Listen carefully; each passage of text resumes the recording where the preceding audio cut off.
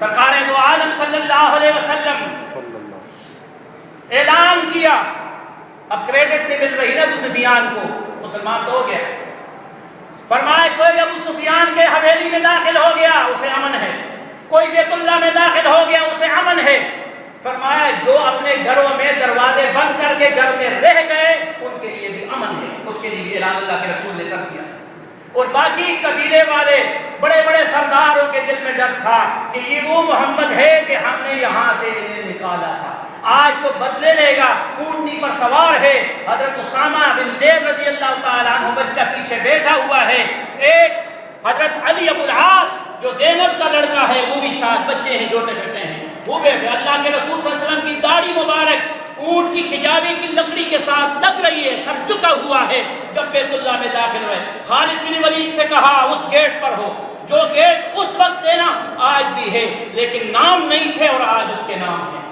آج بھی بیت اللہ کے بڑے 4 گیٹ ہیں، سب سے بڑا گیٹ جو ہے وہ باب عبدالعزیز ہے، پھر باب فہد ہے، پھر باب فتح ہے، پھر باب عمرہ ہے، اب بھی 4 گیٹ ہیں، اس زمانے میں گیٹ تھے لیکن نام نہیں تھے۔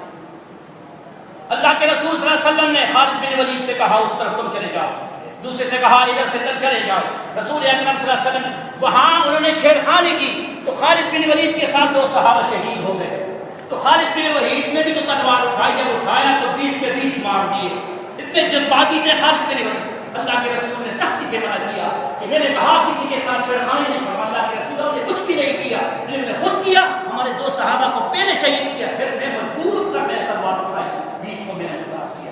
پھر اس کے بعد اللہ کے رسول نے منع کیا اور فرمایا پھر واپس آئے، اور جب واپس آئے تو بیت اللہ کے دروازے کے ساتھ اللہ کے رسول کھڑے ہوئے، چاروں طرف دنیا ہے، چاروں طرف لوگ ہیں کہ آج محمد کی زبان سے کیا سنیں گے، اس لیے کہ ایک صحابی کی زبان سے یہ سنا تھا کہ الیوم یوم الملحمہ، آج بدلے کا دن ہے، ٹکر کا دن ہے، تیار ہو جاؤ، تم نے کل ہماری بے عزتی کی، محمد کے لیے راستے میں کانٹے بچھائے، اس کے اوپر پورا کرکٹ پھینکا گیا، ان کو گالیاں دی، ان کو گھسیٹا گیا، صحابہ کو گھسیٹا گیا، آج تیار ہو جاؤ۔ جب محمد رسول اللہ صلی اللہ علیہ وسلم آئے دروازے کے ساتھ کھڑے ہوئے، فرمایا میری زبان سے کیا سننا چاہتے ہو، کیا توقع ہے تمہاری؟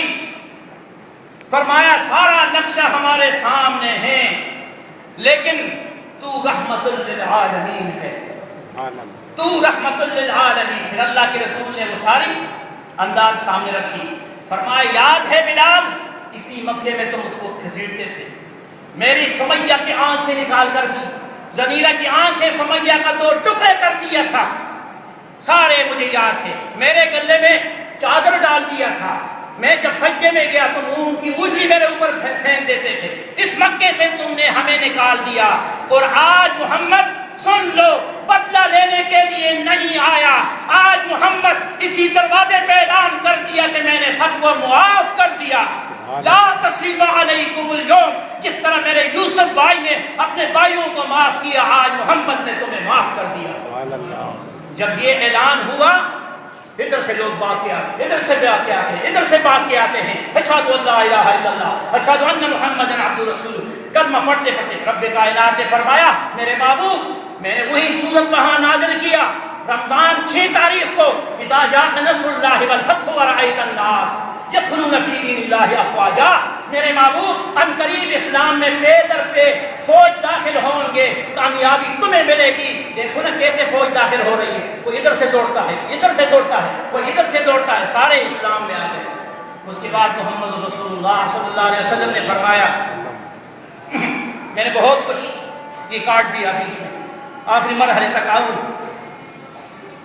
اب اندر داخل ہو گئے۔ بیت اللہ کے اندر 360 بت تھے۔ جب مکہ معظمہ فتح ہوا اللہ نے معافی کا اعلان کیا تو بیت اللہ کا دروازہ کھولا، کتنے بت تھے؟ 360۔ وہ ایسے لکڑی مکڑی کے بت نہیں تھے، شبیہ بنائے تھے، ابراہیم خلیل اللہ کا، عثمان ابن عفان کا، ہر بڑے بڑے، اسماعیل ذبیح اللہ کا، مریم بن اسلام کا، یحییٰ علیہ السلام کا، عیسیٰ علیہ، اس طرح شبیہ فوٹو بنا کے اس نے یہ پتھروں سے بنا کے پیغمبروں کے نام کے ٹائٹل کے لگائے۔ اللہ کے رسول دیکھ کر فرمایا یہ تو وہ لوگ تھے کہ جنہوں نے بت توڑے تھے، تم نے ان کی بت کو بنا دی۔ وہ اللہ کی پھٹکار تم پر ہو جائے، یہ تو بت توڑنے کے لیے دنیا میں آئے تھے اور آج اس کے بت بنے ہوئے ہیں۔ پھر بت توڑنا اللہ کے رسول نے شروع کر دیا، سارے شروع کر دیے، سارے توڑ دیے۔ ایک بت اتنا اونچا تھا کہ ہاتھ نہیں پہنچتا، تو حضرت علی رضی اللہ تعالی عنہ سے کہا کہ میرے کندھے پہ چڑھ جاؤ۔ اب یاد رکھو یہ بات میری، یہ وہ علی نہیں ہے جو علی المرتضیٰ ہے، یہ اس علی کی بات کر رہا ہوں جو زینب کا لڑکا علی 7 سال کا تھا۔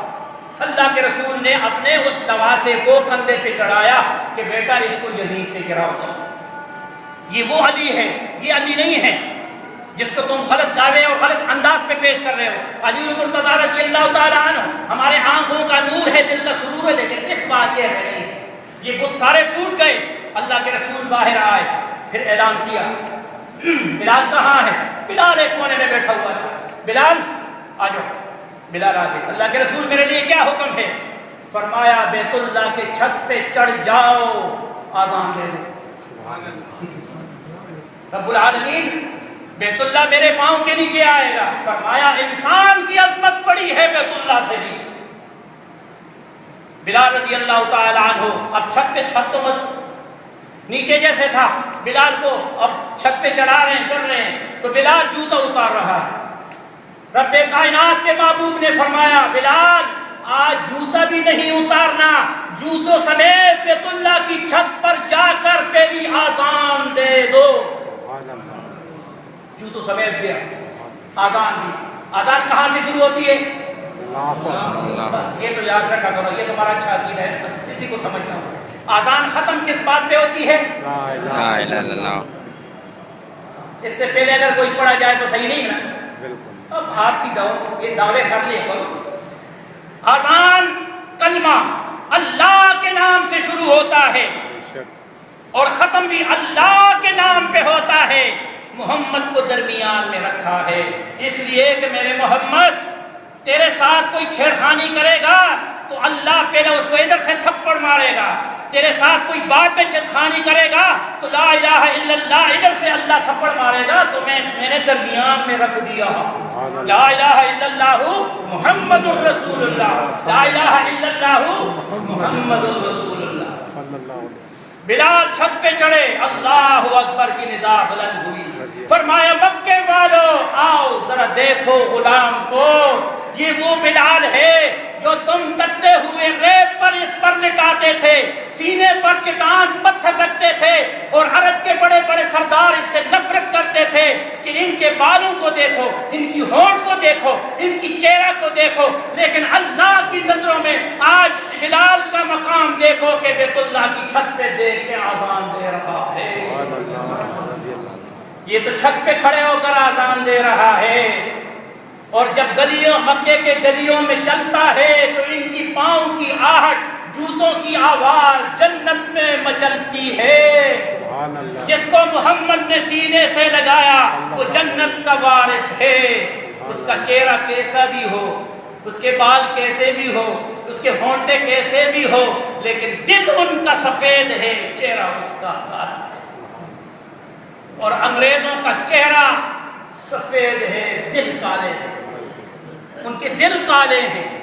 فرمایا ابو لہب جس کو ماں نے نام رکھا ابو لہب، شولوں کا باپ، اس کا چہرہ میں شولے چمکتے ہیں، دمکتے ہیں، اس کو آدمی دیکھ کر محسوس کرتا ہے پتہ نہیں کس رتبے کا شخصیت ہے، لیکن رب نے کہا میں نے چہرے کو تو نہیں دیکھا، یہ میرے محمد کا چچا بھی ہے، میرے محمد کا دشمن بھی ہے، اس کے لیے تو میں نے نقد اعلان قرآن میں کر دیا کہ تبت یدا ابی لہب و تب۔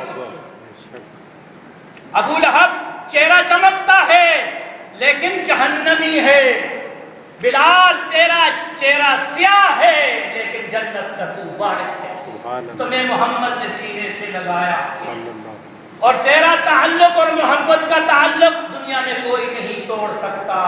تو اللہ نے مکہ معظمہ فتح کیا، 10 رمضان 10,000 صحابہ یہاں سے گئے، اور وہاں جو مسلمان ہو گئے ان کی تعداد اذا جاء نصر اللہ والفتح ورأیت الناس۔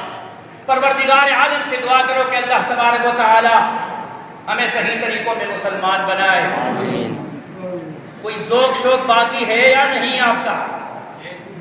ویسے پوچھ رہا